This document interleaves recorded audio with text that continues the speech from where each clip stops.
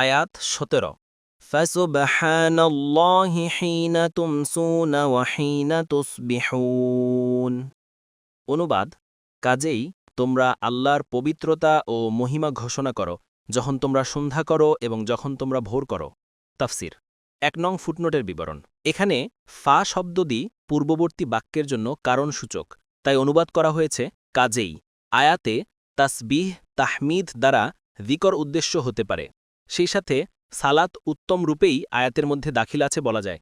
এ কারণেই কোনো আলেম বলেন এই আয়াতে ৫ ওয়াক্ত সালাত ও সেসবের সময়ের বর্ণনা আছে। ইবনে আব্বাস রাদিয়াল্লাহু আনহুমাকে কেউ জিজ্ঞেস করল, কোরআনে ৫ ওয়াক্ত সালাতের স্পষ্ট উল্লেখ আছে? তিনি বললেন, হ্যাঁ।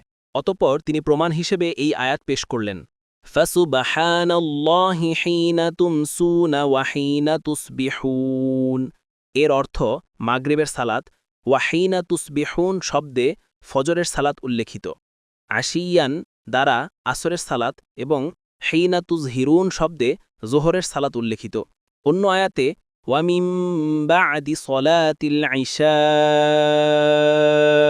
সূরা আন-নূর ৫৮, এশার সালাতের কথা এসেছে। অবশ্য হাসান বাসরি রহেমাহুল্লার মতে হিনা তুমসুনা শব্দে মাগরেব ও এশা উভয় সালাতি উদ্দেশ্য নেওয়া হয়েছে।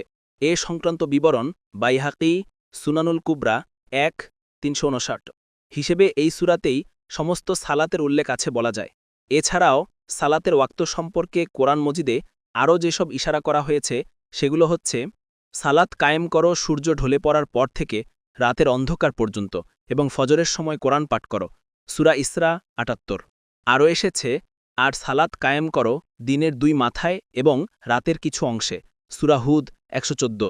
অন্যত্র এসেছে, আর তোমার রবের প্রশংসা সহকারে তার মহিমা ও পবিত্রতা ঘোষণা করো সূর্য উদিত হবার আগে এবং তার অস্ত যাবার আগে, আর রাতের কিছু সময়ও আল্লাহর মহিমা ও পবিত্রতা ঘোষণা করো এবং দিনের প্রান্তভাগেও না হতা, সূরা তহা ১৩০।